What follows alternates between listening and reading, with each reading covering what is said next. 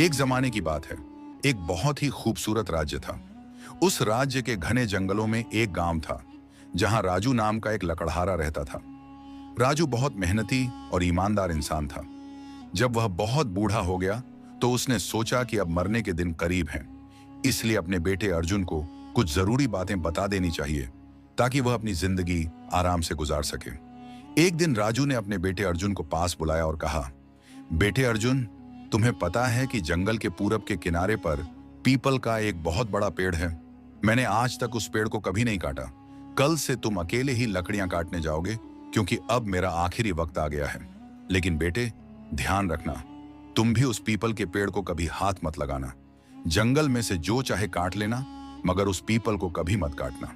यह बात कहकर बूढ़े राजू ने अपनी आंखें हमेशा के लिए बंद कर लीं। इस बात को कई महीने बीत गए। एक दिन अर्जुन जंगल में लकड़ी काटने गया। उसने उस पीपल के पेड़ को गौर से देखा और मन ही मन सोचने लगा, इसमें ऐसी कौन सी खास बात है? यह तो बाकी पेड़ों जैसा ही दिखता है, फिर इसे क्यों ना काटा जाए?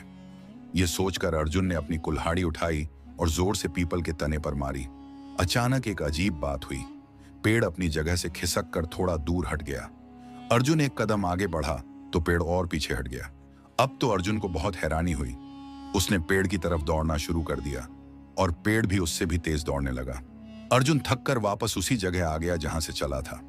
उसने अपनी कुल्हाड़ी कंधे पर रखी और अपने घोड़े पर बैठकर घर की तरफ चल दिया।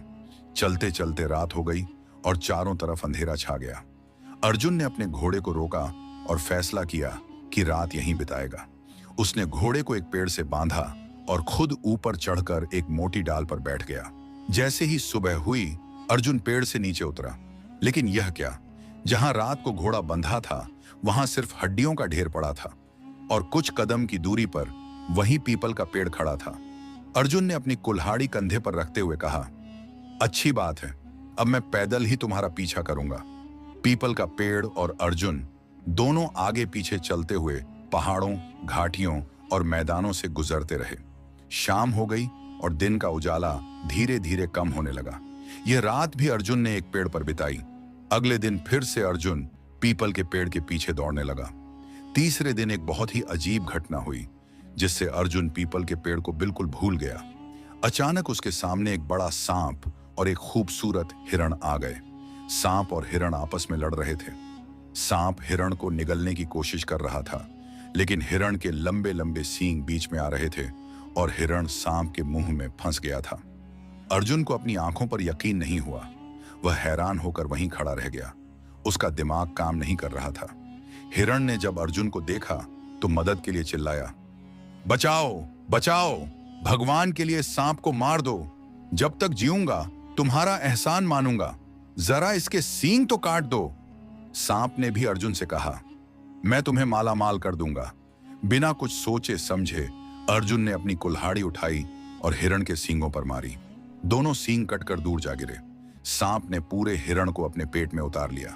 अब सांप ने आराम से अर्जुन की तरफ देखा और कहा, मैं तुम्हें इस मदद के बदले बहुत सारी दौलत दूंगा। यह कहकर सांप अर्जुन के साथ साथ चलने लगा। दोनों बातें करते हुए चलते रहे। रास्ते में एक झील आ गई। सांप ने कहा, तुम यहां मेरा इंतजार करो, मैं जरा नहाकर ताजा हो लूं। अगर कुछ अजीब हो तो डरना मत। यह कहकर सांप पानी में कूद गया। उसी पल तेज आंधी चलने लगी। चीखती चिल्लाती हवा के साथ बारिश भी होने लगी। बिजली इतनी जोर से चमकती थी कि लगता था आसमान फट जाएगा। काले काले बादल एक दूसरे से टकराकर जोर की गड़गड़ाहट पैदा कर रहे थे। जब तक सांप पानी में नहाता रहा, यह सब चलता रहा। जैसे ही वह पानी से बाहर आया, तूफान थम गया और हर तरफ शांति छा गई। सांप ने अर्जुन को बताया, नहाकर मेरी थकान दूर हो गई है, अब हमारा सफर आराम से कटेगा। दोनों फिर चलने लगे। रास्ते के दोनों तरफ तरह तरह के खूबसूरत फूल खिले थे। कभी उन्हें तोड़ते, कभी हंसते और कभी गाते नाचते वे आगे बढ़ते रहे। आखिर उन्हें एक घर दिखाई दिया। सांप ने अर्जुन को बताया, यह मेरी माँ का घर है, हम इसी घर में जा रहे हैं। जब मेरी माँ को पता चलेगा कि तुम मेरे अच्छे दोस्त हो तो वह खुश होकर तुम्हें मजेदार खाना खिलाएगी। अर्जुन ने कहा, कुछ खाने को मिल जाए तो बहुत अच्छा रहेगा। सांप ने उसे समझाते हुए कहा, खबरदार, कुछ मत खाना, बल्कि मेरी माँ से कहना कि मुझे आम के पेड़ पर लटका हुआ छोटा सा आईना दे दो। बातें करते करते वे घर के अंदर पहुंच गए। सांप ने दरवाजा खटखटाया। सांप की मां ने तुरंत दरवाजा खोल दिया। बेटे का हालचाल पूछने के बाद उसने पूछा कि उसके साथ यह अजनबी कौन है। सांप ने जवाब दिया, मां जी, यह मेरा सबसे अच्छा दोस्त अर्जुन है। इसने मेरी जान बचाई है। तो बेटा, इसे अंदर ले आओ। दूध और अच्छा खाना खिलाकर इसकी खातिर करो, मां ने कहा। अर्जुन घर के अंदर तो चला गया, लेकिन उसने खाने से मना कर दिया और बहाना बनाया कि उसे भूख नहीं है। लेकिन बेटा, तुम मेरे बेटे के दोस्त हो, मैं तुम्हें कुछ खाए पिए बिना कैसे जाने दूं? अच्छा, कुछ खाते नहीं तो कोई तोहफा ही ले जाओ, सांप की मां ने कहा। अर्जुन ने झिझकते हुए कहा, आपके पास एक चीज है जो मुझे मिल जाए तो मेरा सफर अच्छा कटेगा। बेटा, नाम तो लो, मैं तुरंत दे दूंगी, मां ने कहा। वह जो सामने आम के पेड़ पर आईना लटक रहा है, वह मुझे दे दीजिए, अर्जुन ने कहा। बड़ी सी सादी चीज मांगते हो, अजीब पसंद है तुम्हारी, मां ने कहा। क्या करूं, यह साधा सा आईना ही मेरे काम आएगा, अर्जुन ने जवाब दिया।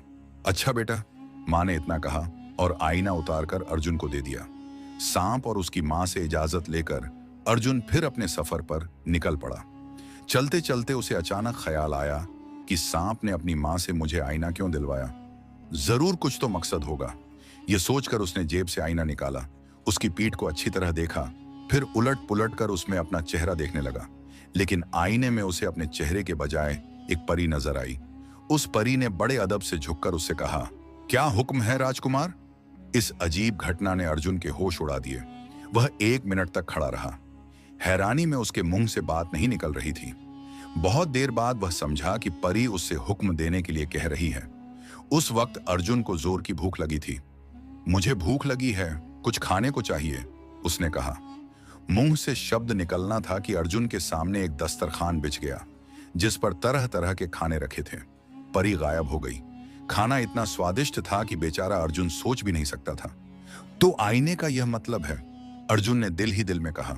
यकीनन यह जादू का आईना है। उसने जेब से फिर आईना निकाला और उसमें झांका। परी फिर हाजिर हो गई और बोली, क्या हुक्म है राजकुमार? अब बेचारे अर्जुन को कुछ नहीं सूझ रहा था कि क्या मांगे। अचानक उसे ख्याल आया कि उसकी देखभाल राजकुमार की तरह हो रही है। राजकुमार के लिए महल भी तो होना चाहिए। उसने जोर से कहा, मेरा महल कहाँ है? पलक झपकते ही वह एक शानदार महल के मुख्य दरवाजे पर खड़ा था। वह राजाओं की तरह चलता हुआ और महल की सजावट देखता हुआ अंदर गया। बड़े बड़े कमरों में कीमती कालीन बिछे थे। दरवाजों पर भारी पर्दे लटक रहे थे। अर्जुन आईने की करामात देख देखकर हैरान हो रहा था। उसने दिल में कहा, इस महल में रहने के लिए मेरे साथ मेरी पत्नी का होना भी जरूरी है, और यह पत्नी अगर राजा की बेटी हो तो वाह, आईने से राजकुमारी मांगनी चाहिए। यह ख्याल आते ही अर्जुन ने आईने में झांका। परी ने हाजिर होकर पूछा, क्या हुक्म है सरकार? राजा की बेटी को यहां लेकर आओ। अर्जुन ने तुरंत हुक्म दिया। दूसरे ही पल राजकुमारी कमला उसके पास बैठी थी। अर्जुन उसे पाकर बहुत खुश हुआ और उसने उसी दिन उससे शादी कर ली।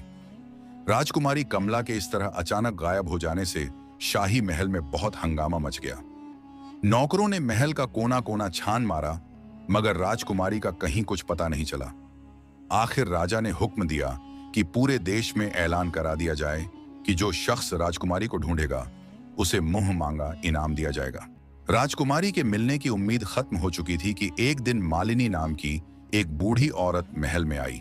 उसने कहा कि वह राजकुमारी के बारे में राजा से बात करना चाहती है। मालिनी को तुरंत राजा के सामने पेश किया गया। मालिनी ने कहना शुरू किया, महाराज, आपके राज्य में राजकुमारी का कहीं सुराग नहीं मिला। इससे साफ है कि वह किसी ऐसे देश में चली गई है जो 7 समुंदर पार है, और यह भी हो सकता है कि वह ऐसी जगह हो जिसके बारे में इंसान सोच भी नहीं सकता। राजा ने बेचैन होकर पूछा, तुम्हारी क्या योजना है? पहले तो आप लकड़ी का एक संदूक बनवाएं, फिर उस संदूक पर जस्ते की चादर मंगवाएं। संदूक इतना बड़ा हो कि मैं उसमें बैठ और लेट सकूं, और मेरे साथ 9 दिन की खुराक भी रखी जा सके। जब मैं उसमें बैठ जाऊं तो आप उसका ढक्कन मजबूती से बंद करके खुले समुंदर में फेंक देना। राजा को जहां भी जरा सी उम्मीद नजर आती, खुश हो जाता। उसने उसी वक्त संदूक तैयार करने का हुक्म दिया। फिर मालिनी को संदूक में बिठाकर 9 दिन की खुराक उसमें रख दी। उसके बाद ढक्कन अच्छी तरह बंद करके संदूक समुंदर में फेंक दिया। समुंदर की लहरें जल्द ही संदूक को खुले पानी में ले गईं। संदूक दिन रात पानी की लहरों पर डोलता और बहता रहा। आखिर एक दिन सुबह के वक्त समुंदर के किनारे मछुआरों ने पानी में जाल फेंका तो उनकी नजर उस संदूक पर पड़ी। यह तट उस देश का था जहां अर्जुन का महल था। मछुआरों ने रस्सियों की मदद से उस भारी संदूक को किनारे तक खींच लिया। संदूक को खोलकर देखने का शौक सबको था। जल्दी जल्दी ढक्कन उठाया गया। देखा तो अंदर मालिनी बैठी थी। मालिनी ने अपने बारे में बड़ी दर्द भरी कहानी सुनाई। उसने बताया कि उसके 2 बुरे बेटों ने उसे संदूक में बंद किया और समुंदर में बहा दिया ताकि बूढ़ी मां से छुटकारा पाएं। मालिनी अपनी कहानी सुनाती जाती और साथ साथ रोती भी जाती। मछुआरों को मालिनी के हाल पर रहम आ गया। मालिनी ने कहा कि वे उसे राजा के पास ले जाएं। अगर वह नेक दिल है तो जरूर मेरी मदद करेगा। मछुआरे मालिनी को अर्जुन के महल में ले गए। वहां जाकर उसने राजा से बात करने की इजाजत मांगी, लेकिन उसे राजा के बजाय रानी के पास ले जाया गया। ये रानी वही राजकुमारी कमला थी जिसकी तलाश में मालिनी वहां तक पहुंची थी। मालिनी ने उसे पहली नजर में ही पहचान लिया। उसने रानी कमला को भी वही दर्द भरी कहानी सुनाई जो उसने मछुआरों को सुनाई थी। फिर उसने रानी से कहा कि उसे महल में सिर छुपाने की जगह दे दी जाए, वह उसकी सेवा करेगी। रानी कमला ने अपने पति अर्जुन से बात की और जब वह राजी हो गया तो उसने मालिनी को अपने पास रख लिया। मालिनी महल में रहने लगी। 1 महीना बीत गया। मालिनी को कोई काम नहीं करना पड़ता था। महल का कोई नौकर भी काम नहीं करता था। सब काम अपने आप हो जाते थे। महल का हर हिस्सा साफ सुथरा और चमकता रहता था। खाने का वक्त आता तो स्वादिष्ट खाने खुद ब खुद आ जाते। जब अर्जुन घर में नहीं होता तो मालिनी रानी कमला के साथ घंटों बातें करती। वह रानी से कुरेद कुरेद कर पूछती थी कि घर का काम कौन करता है, बाजार से सामान लाने वाला कौन है, बर्तन कौन साफ कर जाता है और खाना कौन पकाता है। मालिनी किसी तरह रानी से यह राज उगलवाना चाहती थी, लेकिन इन बातों का पता रानी कमला को भी नहीं था। जादू के आईने के बारे में उसे कोई खबर नहीं थी। वह जवाब देती, मेरे पति इन बातों के बारे में जानते हैं, मैं नहीं जानती। मालिनी चालाकी से कहती, रानी जी, आप उनकी पत्नी हैं, वह आपको नहीं बताते कि घर का काम कौन करता है। मैं हैरान हूं कि आप कैसी पत्नी हैं और उन्हें आपसे कैसा प्यार है जो वह आपसे यह राज छुपाते हैं। यह राज जानना आपका हक है। मालिनी हर वक्त उसे इसी तरह की बातें समझाती रहती। रानी कमला भोली भाली थी। वह मालिनी की बातों में आ गई और बेचैन रहने लगी। एक रात मौका पाकर उसने अपने पति से पूछा, कुछ मुझे भी तो पता हो कि महल के इतने सारे काम करता कौन है। आप अच्छे पति हैं कि पत्नी को दिल की बात नहीं बताते। अर्जुन ने अपनी पत्नी की बात नहीं टाली और खुशी खुशी जादू के आईने के बारे में बता दिया। रानी कमला ने आईना हाथ में ले लिया। वह मन बहलाने के लिए उसमें झांकती तो परी हाजिर हो जाती और पूछती, हुक्म रानी साहिबा। राजकुमारी मन लगाने के लिए परी को इधर उधर भेजती और खुश होती। अगले दिन जब अर्जुन हमेशा की तरह घूमने फिरने के लिए चला गया और मालिनी रानी कमला के पास आ बैठी तो रानी ने उसे जादू के आईने का सारा किस्सा कह सुनाया। मालिनी ने चालाकी से यह भी पूछ लिया कि आईना कहाँ रखा जाता है और किस तरह इस्तेमाल किया जाता है। मौका पाते ही मालिनी ने जादू का आईना चुरा लिया और परी को बुला लिया। परी ने हाजिर होते ही पूछा, क्या हुक्म है बुजुर्ग महिला। मालिनी ने तुरंत कहा, मुझे और राजकुमारी को राजा के महल में वापस पहुंचा दो। एक पल में दोनों राजा के महल में थी। मालिनी ने आईने की परी को दोबारा बुलाया और हुक्म दिया, जादू के महल को राख का ढेर कर दिया जाए। उसी पल अर्जुन का जादू का महल राख का ढेर हो गया। अर्जुन घूमने फिरने के लिए बाहर गया हुआ था। दोपहर को वापस आया तो महल था ना राजकुमारी कमला, बस राख का एक ढेर था। वह सिर पकड़कर बैठ गया। अब क्या करे। राजकुमारी कमला ने अपने पिता के महल में जाने से पहले कच्चे मांस का एक टुकड़ा जादू के महल की बिल्ली रानी के आगे डाला था। महल जला तो बिल्ली रानी किसी तरह बच गई। अब वह मांस का टुकड़ा ढूंढती फिर रही थी। अर्जुन भी बिल्ली रानी के साथ मांस का टुकड़ा ढूंढने लगा। टुकड़ा जल्द ही मिल गया। अर्जुन ने उस टुकड़े को 2 हिस्सों में बांट दिया। एक हिस्सा बिल्ली रानी के आगे डाल दिया और दूसरा अपनी जेब में रख लिया। अब यही टुकड़ा राजकुमारी कमला की निशानी रह गया था। उसे जेब में डालकर वह राजकुमारी की तलाश में निकल पड़ा। वह लगातार चलता रहा।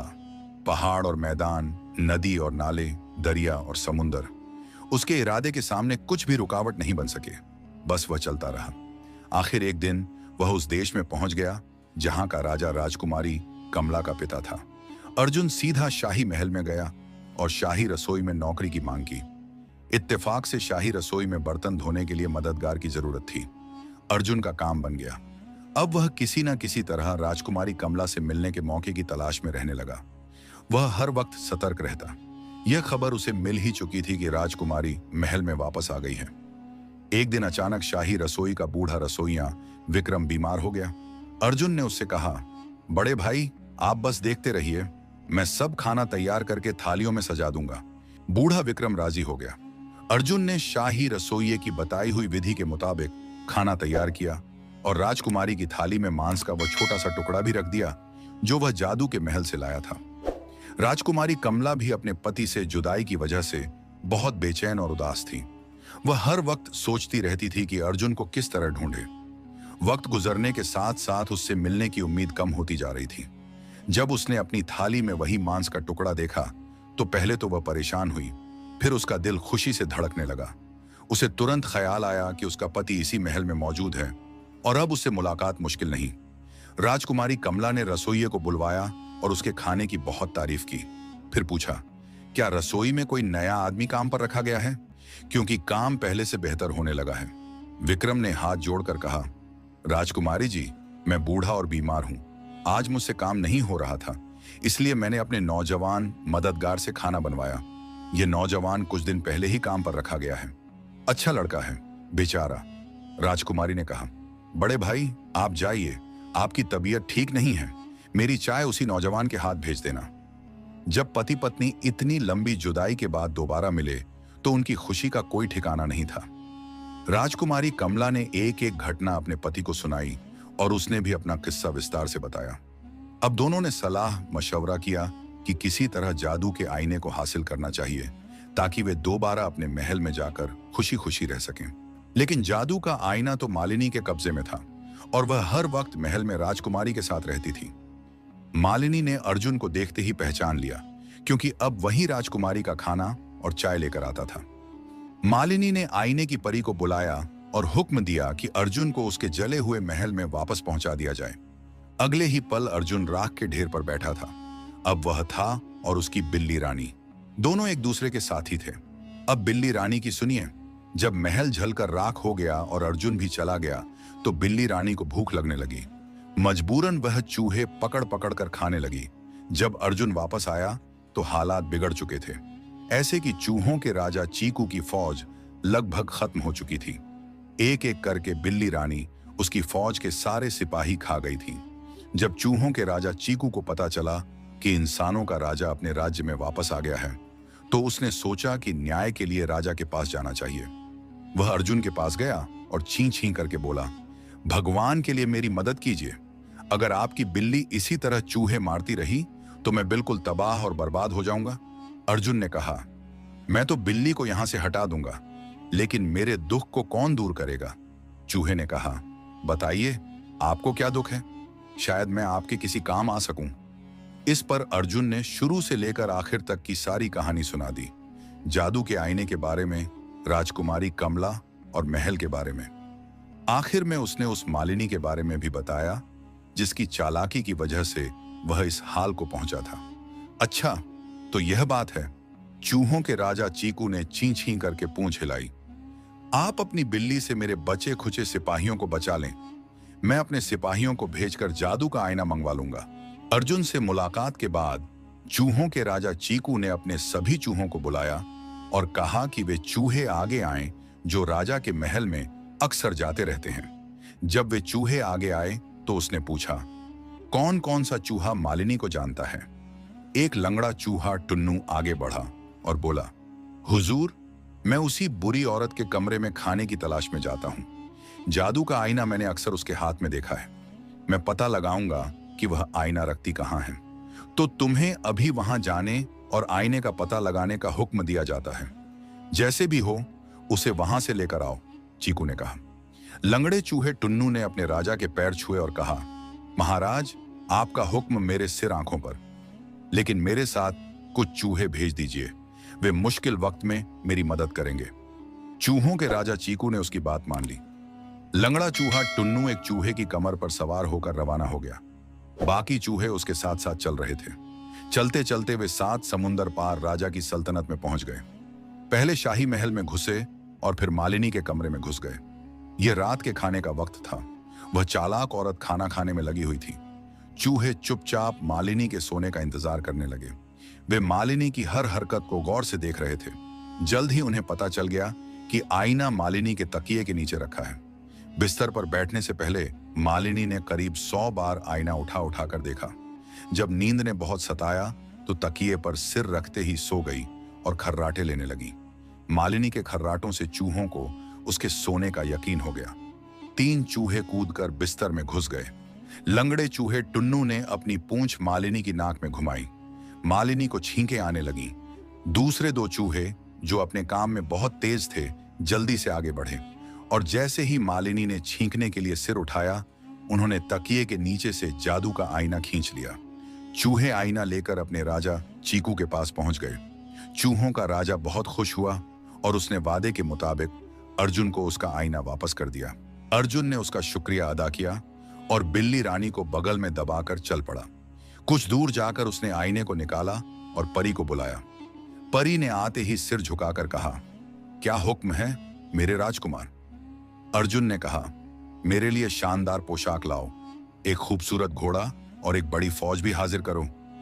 थोड़ी देर बाद वह शाही कपड़े पहने और भारी फौज लिए राजा के शहर की तरफ बढ़ रहा था। राजा को जब अर्जुन की शान शौकत और फौज की खबर मिली तो वह उसके साथ अपनी बेटी की शादी करने पर राजी हो गया। नौजवान अर्जुन और राजकुमारी कमला की धूमधाम से शादी हुई। एक बहुत बड़ी दावत का इंतजाम किया गया। पूरे देश में दिए जलाए गए और हजारों मेहमानों को महल में दावत दी गई। अब चालाक मालिनी की सुनिए।